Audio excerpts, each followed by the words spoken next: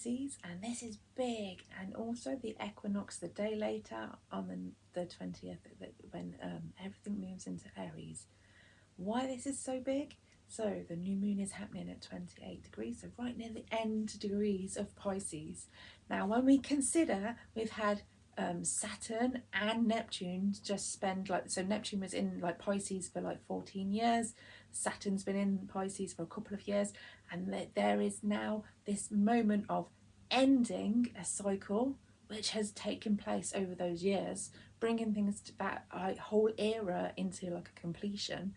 But then there is this new energy, so where they've Saturn and Neptune have made their conjunction at 0 degrees of Aries. This is a new time, a new beginning, and it changes the whole perspective of reality. It changes our reality massively. And this is also going to be a new moon, so the new moon in Pisces, which will culminate 6 months later when we get to the full moon in Pisces, which will be an eclipse. So this is huge. This week we've also got Mars and Mercury in retrograde hitting the North Node. So that was the past, the eclipse that has just gone.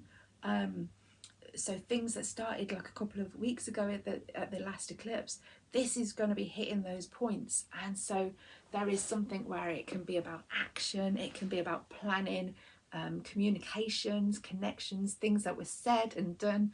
And this is big. This is going to bring about a serious it's realigning the sort of soul in some ways. So there's a pattern of events that's going to play out, and it's just going to bring huge changes. Then the following day after this new moon, we have the equinox. Now that's really big anyway. That is literally the astrological new year. It sets precedence for what is about to happen. It is about the divination point for what the year ahead. And so with the moon having just moved into Aries after the new moon in Pisces, and then also the sun joining at that 0 degree point of Aries, which is where the actual Saturn Neptune conjunction happened, in February. This is going to highlight that. So this is with both luminaries. This is going to literally give clarity over what we haven't been able to see, the hidden files, the hidden data, the hidden information. It is about to be highlighted. It's about to come out. It's about to become very, very clear, glaringly. The sun, it's so bright. It's going to literally make everything suddenly become clear. So this is major. And it's strange because it might be that things just begin to show, but I think it's going to be bigger than that. And then it's going to take 6 months for things to really come out. But yeah, it could be quite instant. There could be big changes this week. It'll be interesting to see. So let's look at the charts. This is the charts for the Pisces new moon, as we can see over here, and also the equinox, which will happen on the 20th of March, going by the Greenwich Mean Time. So first thing I noticed was that this Pisces new moon is happening at 1:23 Greenwich Mean Time. And when I see 123 like that, it's like somebody's counting somebody in. It's like a preparation. So this to me feels like a preparation for something that's about to go down. Okay, so Sagittarius is about the AC here, so it's about bigger wisdoms, deeper knowledge. It's quite philosophical, and so there's a sense of something big, like a bigger perspective on life. But also with it being Pisces is usually about the fantasy realm. It's about the unseen realities and spirituality. There is a sense of boundaries and borders being crossed here, because also Sagittarius can be about overseas, so it can be literal borders and boundaries. There could definitely be a change in what countries own what land and stuff like that, and changing borders and boundaries. Definitely think this is going to be a big thing that plays out, particularly over the next 6 months. But as I say, so new moons are about new beginnings. However, this will build between, so from the Pisces new moon to the Pisces full moon. The Pisces full moon will be in August, and it will be an eclipse, and it will be the eclipse that ends this eclipse cycle, because by that point the North Node will have moved into Aquarius. And so this will be like a massive completion, because also that will be a full moon eclipse. So this is about to bring huge changes. And what we have to consider is, so we've got down here in Pisces, we have had Saturn and Neptune, particularly Neptune has been moving through Pisces since around about 2012, I believe. And then Saturn has been there since 2023. So this is about a cycle that began around about then. Plus also the North Node, although it didn't move into Pisces until 2024, there was a little eclipse in the, I don't know if it was in Virgo or Pisces the year before. So around about 2023, something that began then is going to be like coming to a completion, because this is happening right near the end degrees of the sign. So it feels quite dramatic. It feels like a completion. If I just like zoom in a little bit here, we have got this whole Mercury and the North Node exact at 8 degrees. So this is some sort of fated connection, communication, issues around, it can be around like trade and deliveries and stuff like that as well. But there's something here that's, it's going to be significant, because it's going to be quite destined. It's going to be about realignment. And then it's going to be quite, it's going to be big. Mars is still interfering with this as well. So that brings about a sense of very, very direct, very, very action orientated. It can be quite angry as well sometimes, aggressive, overly assertive. But in Pisces, there's kind of some sort of, you see, Mercury and Mars do not do well in Pisces. There's a sense of no direction, confusion. Facts are kind of getting lost. There's no facts to it. You know, when you're trying to get the facts and the figures are based on something, and there's just utter vagueness. It's kind of just that weirdness. But you know, also if you're ever trying to have an argument with somebody and they're just like vaguely not really answering, like it's kind of frustrating. You're not really getting to the point. So there's something along those lines going on. We see that the moon and the sun meet at 28 degrees. The moon then moves into Aries at 4:02 a.m. GMT time, like Greenwich Mean Time. And we'll then obviously start to connect with this Saturn-Neptune conjunction. Obviously, they're a couple of degrees apart at this point, but it will be like almost immediately, it'll be like in some sort of conjunction within, 5 degrees or so. This whole thing is about reality, the reality of the very traditional perceived world, what we were sort of brought up to believe, and the structures that and power that be, and to accept those laws and orders. But then this can also be about the bigger realms, the sort of like galactic universal rules, and the realities that are far beyond our understanding.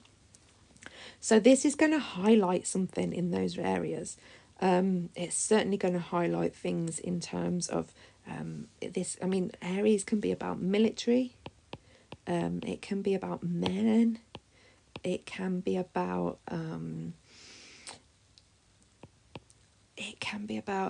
action orientated things. But there's a sense of sort of like health and governments and that sort of thing. But it's quite self-directed in many ways. I'm just going to quickly rub this out. I mean, this is really quite a significant new moon in that respect. Right, so then we're going to quickly move on to the next day. It's literally the next day in the afternoon. So it's at 14:45 GMT. And we've got the Aries Equinox. This is the astrological new year. Oops, let me just put the pen back on. The astrological new year. And this literally starts a new cycle. Something new is coming in. This is a massive shift. Because now we have both luminaries going from Pisces, which is very sort of dreamlike. It's very much about taking time out. It's taking time to meditate and to sort of divinate as well in some ways. Kind of get a bigger perspective of something. Whereas now it's moved into the action-orientated Aries. And so this is, the sun is here at 0 and the moon is already all the way across here with Chiron at the moon will be at 20 degrees, Chiron will be at 25 degrees. So there's a sense of the wounds and the hurts and things coming back up. There's it's kind of like self-identity as well. This is quite interesting. So the sun will already be meeting up with Neptune and Saturn. So it's going to highlight, in some ways, the misunderstandings, the illusions or delusion we've been under. It could highlight spirituality in some way. And then there's this sense, and there could also be something with a religious leader coming up, or a religion, anger around, like extremist religions and stuff like that. There is then this whole Saturnial thing, which can be about self-mastery. What is your talent? What is your skill? What is the thing you need to develop in yourself? But then there's this sense of the restrictions and the limitations and the things that we are experiencing. There's a sense of who's in charge, boundaries, borders, all those sorts of things. At this point, the ascendant will be in Leo. This is going to then bring up things about leaders and leadership, where in our life we need to take leadership, because obviously those in charge are not doing such a great job and they can't really be trusted. I think that's all coming through quite clearly. We then have Venus here at 17 degrees, and it is literally square Jupiter. Venus square Jupiter is concerning quite for many reasons. I mean, they're both the beneficial planets, the beneficiaries. Venus is about money and finances. When it hits with Jupiter, and it's in cardinal signs as well, it's some sort of crisis looming, financial crisis. It can be just like an inflation, because Jupiter expands on things, makes things more, so the cost of living and everything could rocket. The cost and the prices of things could rocket. There could be issues around just budgeting and debts and things like that. It might be a good time to try and clear some debts and to try and set yourself a budget. When Venus is in Aries, because it's in detriment there, it's not a good place for Venus to be. Venus is all about it's very overly impulsive. It's very much, so Venus is about indulgence and luxury, but when it's in Aries, it's very impulsive as well. So it doesn't really consider things. It just goes ahead and purchases things willy-nilly, quite expensive things, quite flamboyant, over the top. And then with this whole Jupiter in Cancer, that can be around this sense of protection, borders and stuff like that. And that,